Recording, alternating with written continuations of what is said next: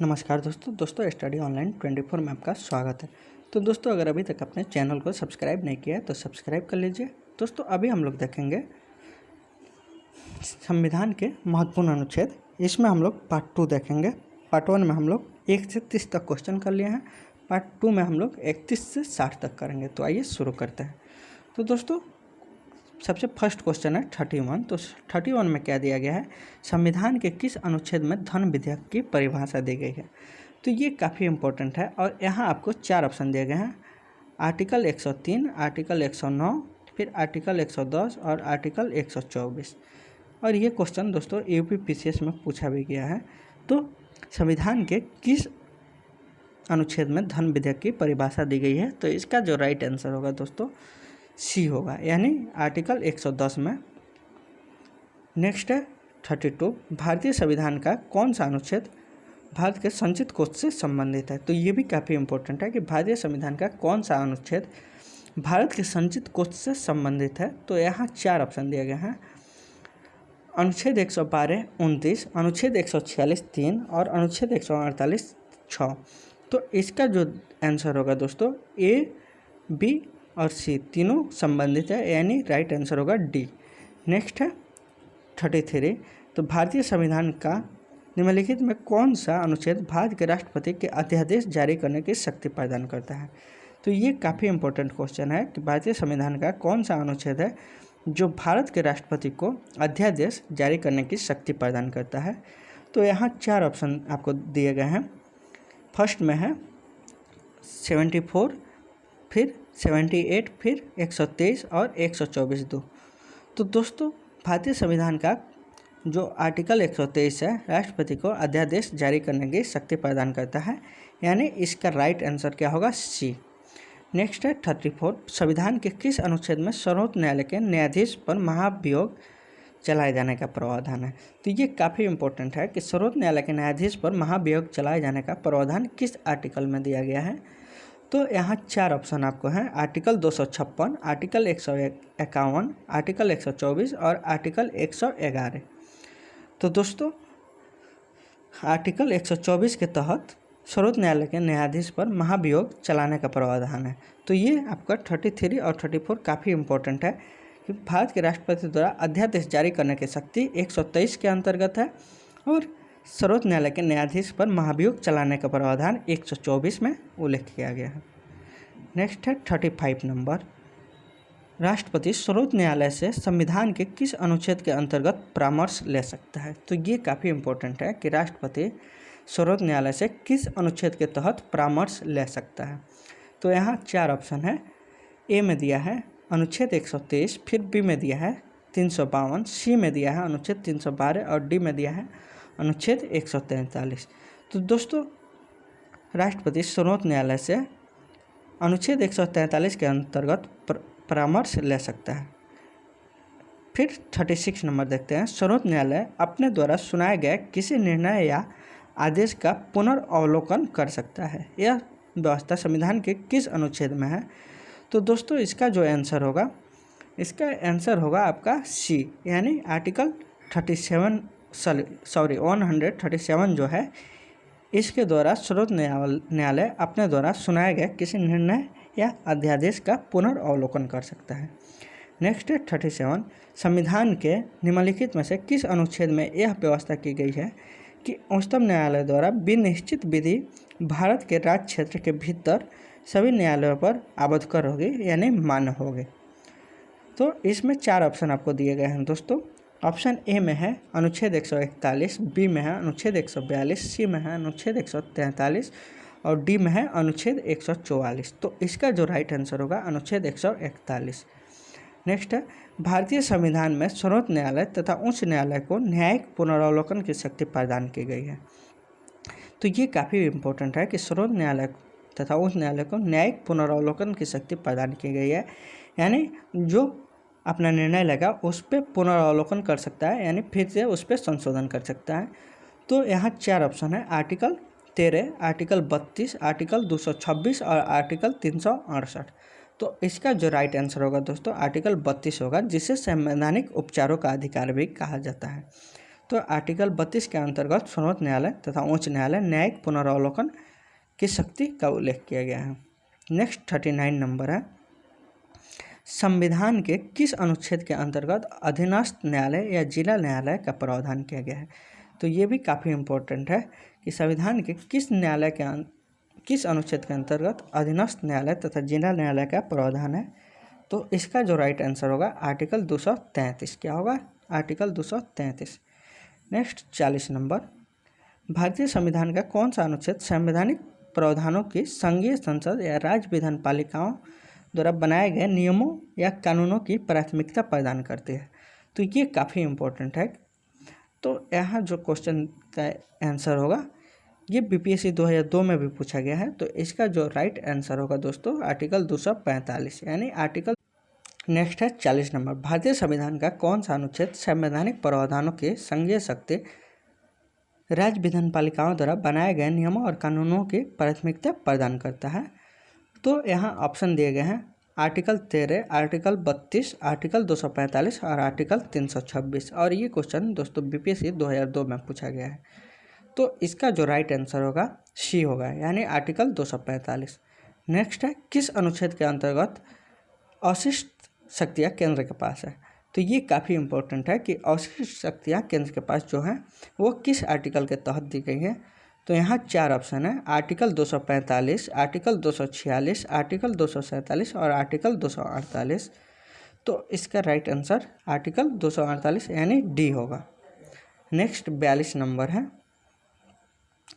राज्यों द्वारा प्रार्थना करने पर भारत की संसद उन राज्यों के लिए किस अनुच्छेद के अंतर्गत कानून बना सकती है। तो यहाँ 4 अनुच्छेद हैं, अनुच्छेद 251, अनुच्छेद 252, अनुच्छेद 253 और अनुच्छेद 254। तो यदि कोई राज्य प्रार्थना करता है केंद्र सरकार से कानून बनाने के लिए तो केंद्र सरकार किस अनुच्छेद के तहत कानून बनाएंगे। तो इसका जो राइट आंसर होगा अनुच्छेद 252 के तहत कानून बनाएंगे। नेक्स्ट है, भारतीय संविधान के अंतर्गत निम्नलिखित में कौन सा अनुच्छेद संसद को राज्य सूची के विषय में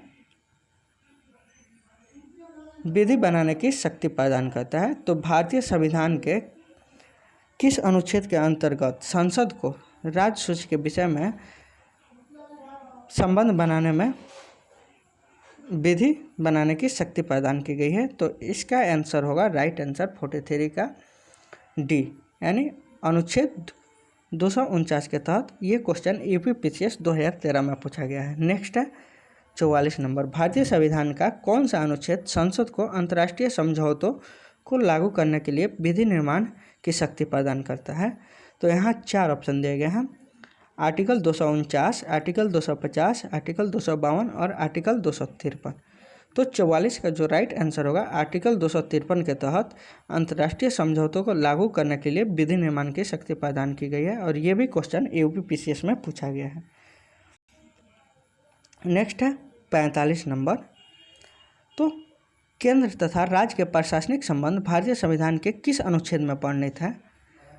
तो इसका जो राइट आंसर होगा 45 का। तो 45 का राइट आंसर होगा 256 से 263 यानी केंद्र तथा राज्यों के बीच प्रशासनिक संबंध आर्टिकल 256 से 263 के बीच वर्णित है। नेक्स्ट है 46 नंबर, संविधान के किस अनुच्छेद के अंतर्गत केंद्र सरकार राज्य सरकार को निर्देश दे सकती है। तो ये काफ़ी इम्पोर्टेंट है कि संविधान के किस अनुच्छेद के तहत केंद्र सरकार राज्य सरकार को निर्देश दे सकती है। तो यहाँ 4 ऑप्शन है, आर्टिकल 256, आर्टिकल 263, आर्टिकल 356 तथा आर्टिकल 370। तो इसका राइट आंसर होगा आर्टिकल 256 के तहत केंद्र सरकार जो है राज्य सरकार को निर्देश दे सकती है यानी 46 का राइट आंसर क्या होगा तो ए। नेक्स्ट है 47 नंबर, अंतर्राज्यीय परिषद के गठन का प्रावधान किस अनुच्छेद के अंतर्गत किया गया है। तो यहाँ भी 4 ऑप्शन आपको दिए गए हैं, आर्टिकल 293, आर्टिकल 280, आर्टिकल 263 और आर्टिकल 249। तो 47 का जो राइट आंसर होगा सी होगा यानी आर्टिकल 263 के अंतर्गत अंतर्राज्यीय परिषद के गठन का प्रावधान किया गया है। नेक्स्ट है, भारतीय संविधान के किस अनुच्छेद के अंतर्गत वित्त आयोग का गठन किया गया है। तो ये काफ़ी इम्पोर्टेंट है कि वित्त आयोग का गठन किस अनुच्छेद के तहत किया गया है। तो यहाँ 4 ऑप्शन है, आर्टिकल 249, आर्टिकल 280, आर्टिकल 368 और आर्टिकल 370। तो आर्टिकल 280 के तहत वित्त आयोग का गठन किया गया है। नेक्स्ट है संपत्ति के अधिकार संवैधानिक अधिकार है, यह बताया गया है। तो ये काफ़ी इम्पोर्टेंट क्वेश्चन है। और संपत्ति का अधिकार जो था दोस्तों पहले मौलिक अधिकार के अंतर्गत आता था, लेकिन बाद में संशोधन करके इसे मौलिक अधिकार से अलग कर दिया गया। तो संपत्ति का अधिकार जो है संवैधानिक अधिकार है, ये आर्टिकल 300 को में उल्लेखित है, यानी इसका राइट आंसर जो होगा डी होगा। क्या होगा? डी। नेक्स्ट है 50, भारतीय संविधान के किस अनुच्छेद में नैसर्गिक न्याय के प्रसिद्ध सिद्धांत सुनवाई के अधिकार का समावेश किया गया है? तो यहाँ भी 4 ऑप्शन दिए गए हैं, आर्टिकल 308, आर्टिकल 309, आर्टिकल 310 और आर्टिकल 311। तो इसका जो राइट आंसर होगा आर्टिकल 311 के अंतर्गत नैसर्गिक न्याय के प्रसिद्ध सिद्धांत की कार्रवाई की गई है। नेक्स्ट देखते हैं 51 नंबर। तो 51 में है, भारतीय संविधान का कौन सा अनुच्छेद नई अखिल भारतीय सेवाओं की स्थापना का प्रावधान करता है? तो ये काफ़ी इम्पोर्टेंट है कि भारतीय संविधान का कौन सा अनुच्छेद है जो नई अखिल भारतीय सेवाओं का प्रावधान करता है? तो यहाँ 4 ऑप्शन दिए गए हैं, आर्टिकल 311, आर्टिकल 312, सी में है आर्टिकल 313 और डी में है आर्टिकल 314। तो इसका जो राइट आंसर होगा आर्टिकल 312 जो है नई अखिल भारतीय सेवा का स्थापना का प्रावधान करता है। नेक्स्ट है 52 नंबर। तो संविधान के किस अनुच्छेद द्वारा लोक सेवाओं के संरक्षण प्रदान किए गए हैं? तो इसका जो राइट आंसर होगा दोस्तों बी होगा, यानी अनुच्छेद 311 के तहत लोक सेवाओं को संरक्षण प्रदान किया गया है। नेक्स्ट है 53 नंबर। तो 53 नंबर में दिया है, संविधान के किस अनुच्छेद के द्वारा संघ और राज्यों के लिए लोक सेवा आयोग का प्रावधान किया गया है? यानी किस अनुच्छेद के तहत संघ तथा राज्यों के लिए लोक सेवा आयोग का प्रावधान किया गया है? तो इसका राइट आंसर होगा डी, यानी आर्टिकल 315। नेक्स्ट 54 नंबर है, संविधान के अनुच्छेद 312 संबंधित है। तो संविधान का 312 संबंधित है। तो यहाँ 4 ऑप्शन है, अखिल भारतीय सेवाओं से, प्रवक्ताओं से, हिंदी भाषा से और डी है राष्ट्रपति से। तो इसका जो राइट आंसर होगा अखिल भारतीय सेवाओं से आर्टिकल 312 संबंधित है। नेक्स्ट 55 नंबर, संघ लोक सेवा आयोग के कार्यों का उल्लेख किस अनुच्छेद के तहत किया गया है? तो ये भी काफ़ी इम्पोर्टेंट है कि संघ लोक सेवा आयोग के कार्यों का उल्लेख किस अनुच्छेद के तहत किया गया है? तो यहाँ 4 ऑप्शन आपको दिए गए हैं, अनुच्छेद 320, अनुच्छेद 322, अनुच्छेद 324 और अनुच्छेद 325। तो इसका जो राइट आंसर होगा अनुच्छेद 320। नेक्स्ट क्वेश्चन देखते हैं दोस्तों 56 नंबर। तो 56 नंबर में दिया गया है, भारतीय संविधान के किस अनुच्छेद में निर्वाचन आयोग का प्रावधान है? तो इसका जो राइट आंसर होगा 56 का सी होगा, यानी 324 में निर्वाचन आयोग का प्रावधान किया गया है।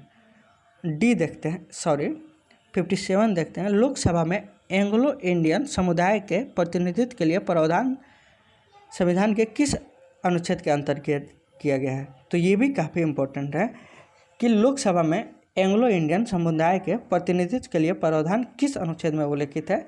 तो इसका जो राइट आंसर होगा 331, यानी 331 में एंग्लो इंडियन समुदाय के लिए प्रतिनिधित्व का प्रावधान किया गया है। नेक्स्ट है 58। तो 58 है, अनुसूचित जातियों और अनुसूचित जनजातियों के लिए एक राष्ट्रीय आयोग गठित करने का प्रावधान संविधान के किस अनुच्छेद के अंतर्गत किया गया है?